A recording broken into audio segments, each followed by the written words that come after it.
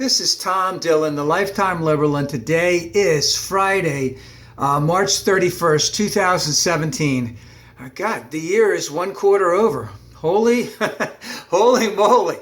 So the title of this rant will be Crazy. The minority administration is immersed in incredible incompetence. So right now, the big issue is Michael Flynn, the former National Security Advisor who only lasted 24 days on the job, that quit because he supposedly lied to Mike Pence, but they already knew they knew 3 weeks before then that he had lied to possibly the FBI and had lied to them in their transition because Sally Yates from the State Department had come over and told him that. He wants to sing. He wants to sing loud. He wants to be free, and he wants immunity.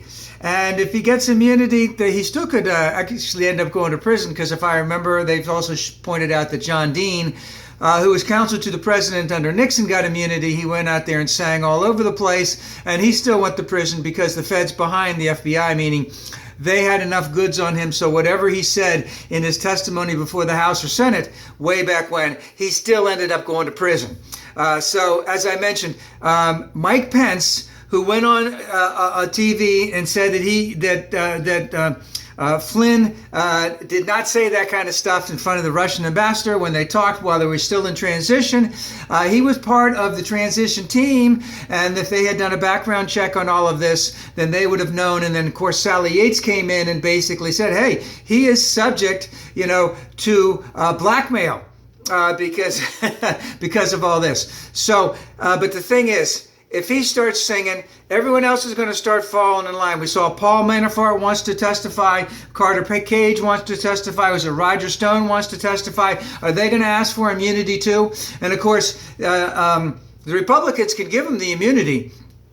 But at the same time, the FBI probably wants to know that they have the goods on them completely before any immunity is done. So will the House or Senate give immunity, which could prevent the FBI from actually indicting them? And of course, why do you want immunity? Because they want to go after the top dog, which is Mr. Minority. So this stuff, and does Flynn really have something good to say? Is he blowing smoke? And is he just trying to cut a deal while he can cut a deal? Because the longer it goes on, the more the FBI investigates, the more they might have the goods on him to indict him. So there will be a drip of this whole thing for weeks and months to come, and it will stifle this presidency, which is already incredibly incompetent. I mean, some of the things that have gone on, which will come back and will, again, clearly indicate that Mr. Minority was way over his head. Number one, the raid in Yemen where the American was killed. That will come back again, and will come back again, that he approved of this thing while at dinner. He never went down to the Situation Room, and then he blamed it on the generals. And then also that in Mosul just last week, apparently 200 civilians were killed, and apparently Mr. Minority has been indiscriminate in terms of what he is approving for the military to do, indicating that he doesn't really care what they do.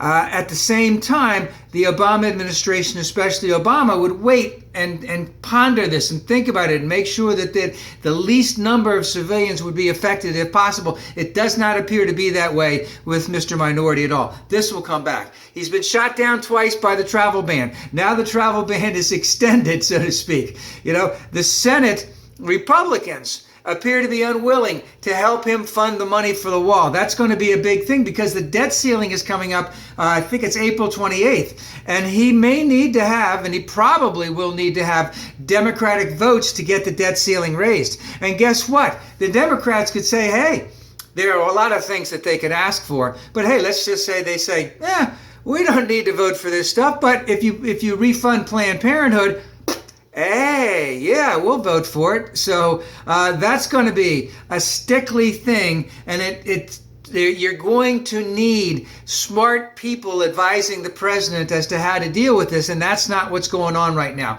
And of course, right now, we have absolutely no foreign policy going on because Rex Tillerson really doesn't know what's going on. No one has been appointed to his staff because, of course, they have to have one who has total allegiance to Mr. Minority.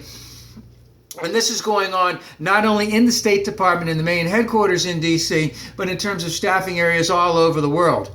All right. Now, a couple other quick things. Tom Price, it's been said that he's being investigated. He is the, Health and Human Services guy, that he's being investigated in terms of insider trading by the district attorney out of New York, which handles Wall Street. And remember, that district attorney was fired about 2 weeks ago. So will anything come up about that?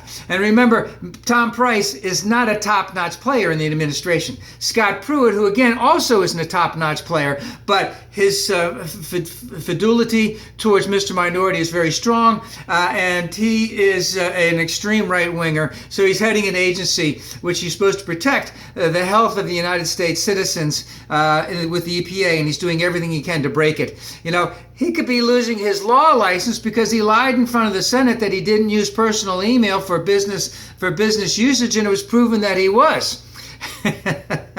Isn't that great? And then Carl Icahn, who is a multi-billionaire out of New York from Wall Street, was tasked by Mr. Minority to find out what type of regulations we need to get rid of that are just cumbersome regulations. And he wants a regulation changed, where he's gotten a regulation changed that basically will give a company that he owns 82% of a $200 million tax break. So yeah, that's real competence. That's really showing that we know how to be efficient, effective government and really take care of the people who we have been tasked to take care of. And if you add to that the nepotism of both his son-in-law and his daughter, and I wouldn't even consider them third-string players, fourth-string players. I'd consider them fifth-string players because they know nothing about government and they've been pampered their entire stinking lives. You know, they don't know nothing. And then if you add Steve Bannon, who didn't have anything to do with politics until August of last year, and this guy Miller, I think it's Steve Miller, who was on the payroll of Jeff Sessions, complete ideologue, you know, way above those. Both of those guys are way over their heads. Of course, they have the ear of Mr. Minority, you know, and I would consider them third or fourth string players in this game. They may think that they're really smart, but, you know, politics is a dirty game, and you got to know how to play the game, and it does not appear as if they really know how to play the game. And if I would just make a sports analogy, when I watch the NBA, it's very easy to see the difference in the quality of players when all the second stringers are in as opposed to the first stringers. And those are the top of the top, all right? But these people that are in Mr. Minority's administration, they're not even third string players. They're probably fourth string players, you know? So what we have basically is incompetence, I'd like to say, cubed. There's an old saying in recovery circles, and that is, if you keep doing what you're doing, you're going to keep getting what you're getting. And they're going to keep getting what they're getting because they don't know how to stop doing what they're doing. They're set in their ways. They think that their ways will do it. And we can see with that thing with Devin Nunes in terms of actually possibly the minority administration looking into raw data to try and find something to justify what Mr. Minority had done. And then giving it to Devin Nunes, having him come over to the White House so he can go back to the House to talk to Paul Ryan, so he can come back to the White House to give it to Mr. Minority, again, is showing that they don't know what they're doing. They don't know how to do it. And they're just going to keep falling all over themselves. And the problem is it's just going to keep getting worse and worse. And the drip and the drab is going to come through. And let's just hope that cooler heads prevail in the House and Senate, you know, to make some wise decisions in the near future.